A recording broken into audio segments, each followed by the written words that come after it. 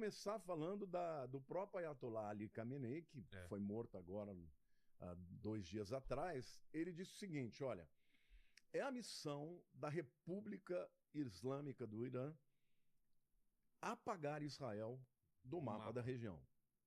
Quer dizer, isso é um chefe de Estado, porque na verdade ele não é o presidente do país, mas é o líder maior, é uma república teocrática. Líder supremo. E ele fala isso abertamente. Falava. Agora realmente não fala mais. Um segundo líder também muito conhecido é o Hassan Nasrallah, que também foi morto por Israel, né? Que também todo mundo já viu, porque ele é conhecidíssimo, né? O que o Nasrallah falava? Ele dizia assim: se a gente juntar todos os judeus, se os judeus estiverem todos juntos, nós vamos resolver um problema, porque nós não vamos ter que caçá-los no resto do mundo.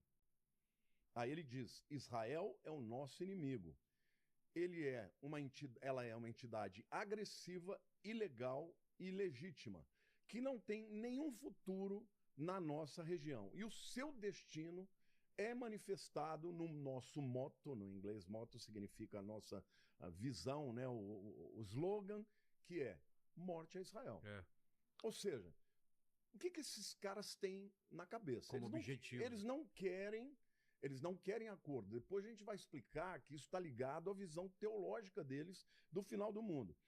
Se você pegar o Mohammed Hassan Khaniam, que é o representante do Khamenei, da principal fundação chamada Mustazafan, que é uma das mais poderosas economicamente do Oriente Médio, ele diz assim: nós temos feito mísseis que nos permitem, se necessário, tirar Israel completamente do seu país num grande holocausto.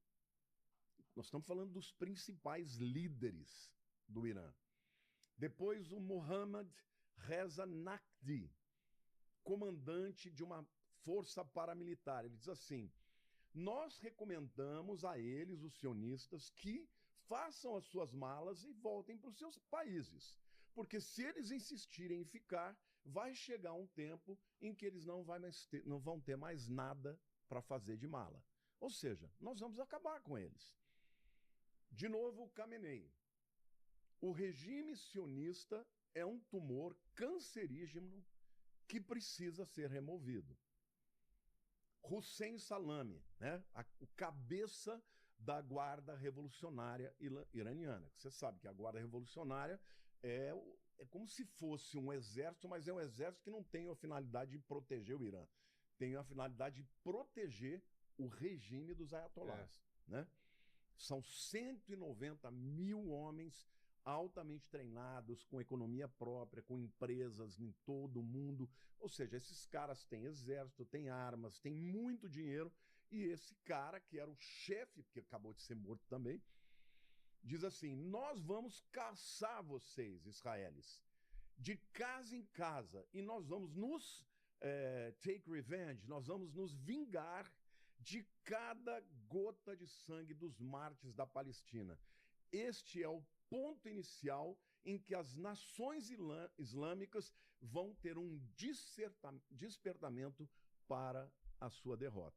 Quer dizer, todos esses líderes, eles não estão falando de acordo de paz. Eles não querem acordo de paz, porque simplesmente eu sou um religioso. Eu quero uma convivência pacífica. Eu sou um religioso, mas eu acredito, Vilela, que não tenha nada que seja mais poderoso para levar o indivíduo ou fazer o bem ou fazer o mal do que uma convicção religiosa. Se você chega para o camarada e fala assim... Ideologia não é tão forte quanto? Não, porque ideologia chega um momento que você pode questionar. Mas Deus você não questiona. Por exemplo, até dentro da religião evangélica. Às vezes você chega para uma pessoa e fala: você está fazendo errado. Se ela virar para você... Denominação você muda. Isso. Mas se a pessoa virar para você e falar: Deus me mandou fazer, acabou a conversa. Como é que você vai dizer: não, Deus não mandou? Não, Deus mandou. Agora, dentro de uma religião, porque você sabe que o Islã ele tem várias facções, mas duas principais: os xiitas e os sunitas.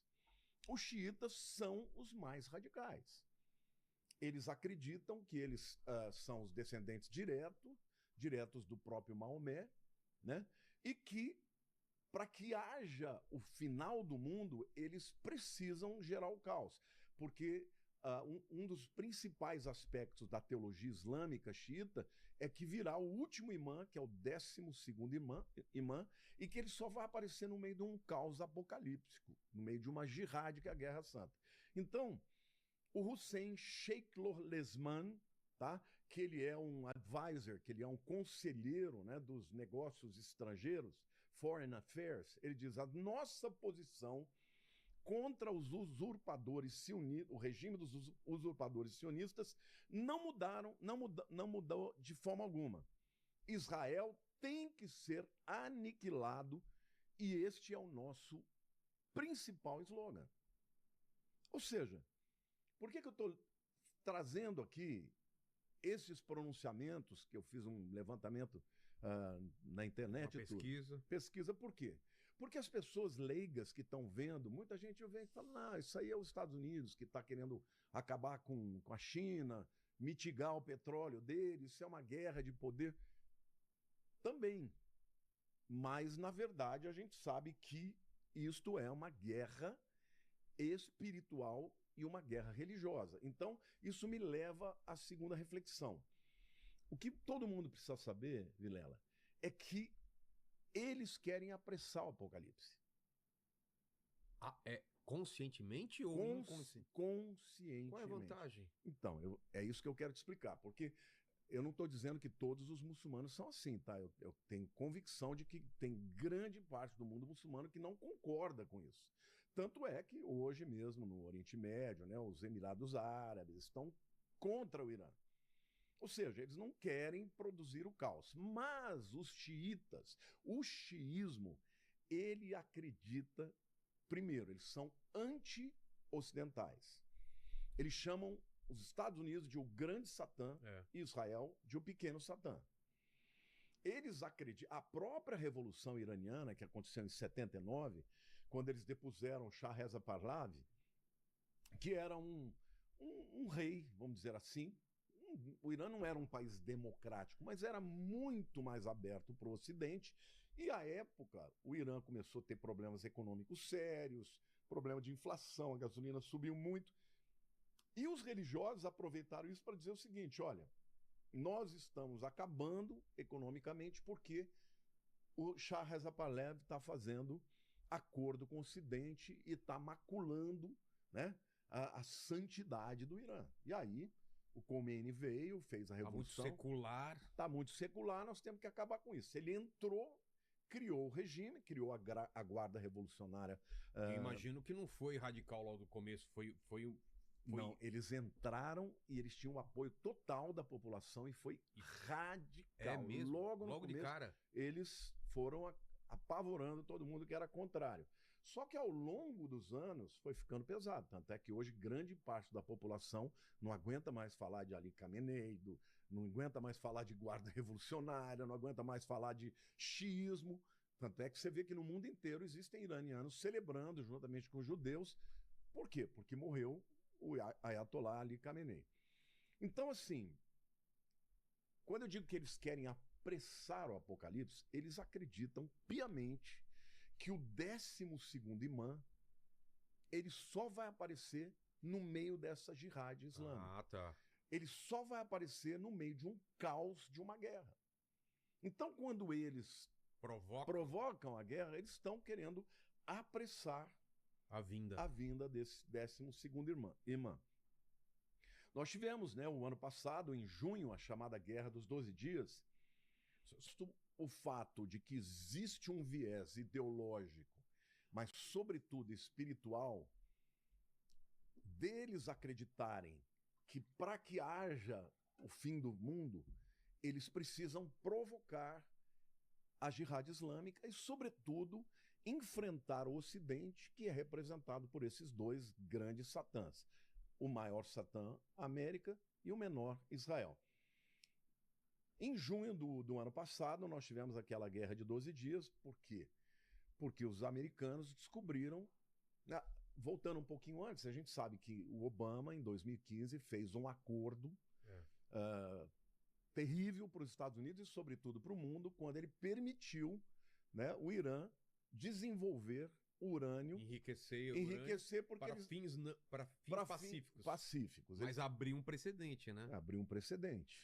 E uma coisa é importante saber. Tudo bem, para você produzir um artefato atômico, você precisa de 94%, 95%, mas com 80% você já faz bombas sujas. O que eles chamam de dirty bombs, né? Que é uma bomba que não vai gerar a reação em cadeia atômica, mas ela pode produzir, obviamente, contaminação atômica e acabar, por exemplo, com uma terra, fazendo com que as pessoas morram, fiquem doentes por causa disso. Sabendo disso, agora eu queria dizer o seguinte, eu sou um homem de fé, eu fico imaginando, você já imaginou, Vilela, se o Biden ganhasse a eleição de 2018? Qual era o discurso dele? Não, ele deixou, laissez-faire, deixa. Ou seja, os caras estavam muito perto de produzir bomba atômica. Se ganha o Biden, eles iam chegar no artefato atômico. Mas as pessoas pensam o seguinte, tá, mas Israel tem bomba, Estados Unidos tem bomba, deixa os caras ter bomba. O que aconteceria no primeiro dia que os caras tivessem bomba? Não, a diferença é essa. Eles vão usar. Israel tem a bomba, mas não usa. Eles vão. A Rússia tem bomba, mas não usa. A China tem bomba, mas não usa. A Coreia do Norte tá louca pra usar. A Coreia do Norte só não usa porque eles são pequenininhos. Eles sabem que eles vão ser destruídos do mapa, exato. Agora, a Coreia do Norte, o que está por detrás, assim como a China, é ideologia. Sim. Você não mata por ideologia. Esses caras, eles querem crescer, eles querem sobreviver. Agora, o Irã não. É religião. O Irã é religião. Olha, o meu Corão diz que eu tenho que matar os infiéis. Então você não pode deixar esses camaradas terem bomba atômica. Porque senão eles vão causar um estrago definitivo, entendeu? Então, hoje, por que começou tudo de novo? Que muita gente fala, mas por que está acontecendo? Começou tudo de novo, porque agora Israel atacou no dia 28 de fevereiro e os americanos estão juntos, porque eles cometeram um erro de avaliação. Na guerra de 12 dias de junho do ano passado, o próprio Trump, depois dos 12 dias, ele falou, olha, se alguém vier e disser que nós não acabamos com toda a capacidade de enriquecimento de urânio, das centrífugas do Irã, está mentindo. Mas eles descobriram que, embora eles tenham lançado aquelas bombas de 14 mil quilos de penetração profunda, chamadas MOB, né? Algumas delas não estouraram. Elas penetraram, mas não estouraram. E através da inteligência, da CIA, do Mossad, eles descobriram que eles não só continuaram tendo as centrífugas, como estavam enriquecendo e que já tem hoje. O próprio Irã falou.